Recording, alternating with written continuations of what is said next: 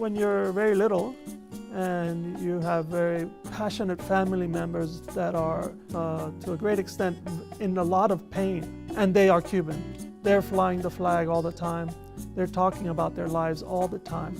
What child would individually, independently claim to be anything else but Cuban? And I'm from an exiled family that was politically unappetizing, but I'm personally a product of the United States.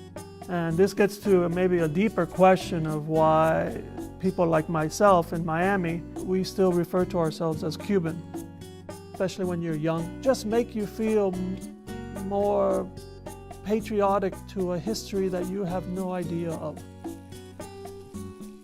You have no connection to, you didn't experience anything, only story and photography. I found it difficult to connect photographs to reality.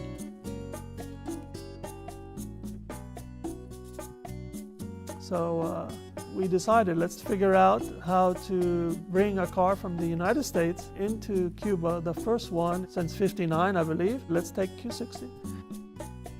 It was a monumental task. And so when we finally saw it pull out of the container and onto the ground outside of Havana, the passion in that car, the power, the shape, the sculpture is something very dear to me. To drive up to the Tropicana or some of my family's buildings, I felt this was, oh my God, a once in a lifetime, obviously.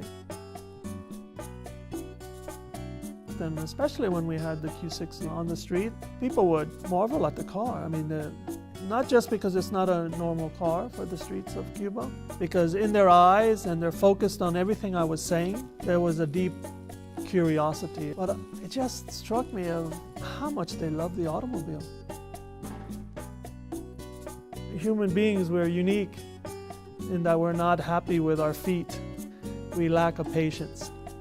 So we jumped on the horse, and then we became frustrated with the speed of the horse, so we made the automobile. So the automobile became this kind of manifestation of all of our ambitions to go beyond our own abilities. And then I think slowly it became a representation of society. I believe that an automobile is about the dreams of a culture. When we were able to see the Max Borges' house, my uncle, the railing of the stairway into the bedroom was this kind of sine curve, which was geometry, but also not geometry. It had a little bit of his own sense of warmth and humanity.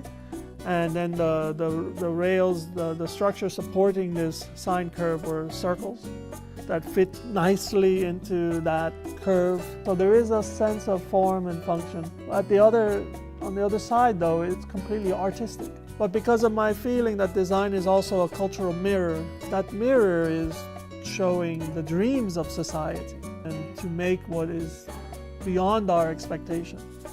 I felt that in his work.